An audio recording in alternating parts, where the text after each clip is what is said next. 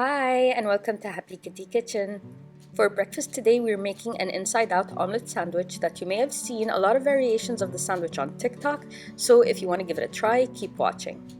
First, let's make sure our 2 slices of bread will fit in the pan before we have to start cooking.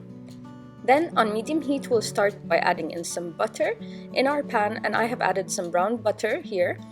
Just a tiny bit is good enough. Then I'm adding in 2 smoked beef strips that I bought from Carrefour. You can use any bacon type or breakfast strip that you like here.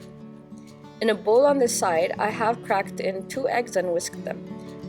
I also wanted mushrooms in my sandwich, so I sliced one and threw it in the pan as well while the beef is cooking. Wait for the beef and the mushrooms to be cooked to the way that you like, and then remove them and set aside.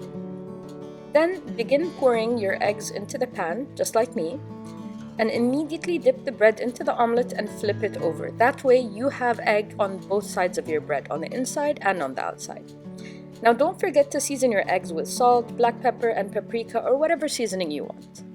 Lay your beef strips and mushroom on the bread and top them off with any cheese that you like. I put some shredded Gouda and aged cheddar cheese.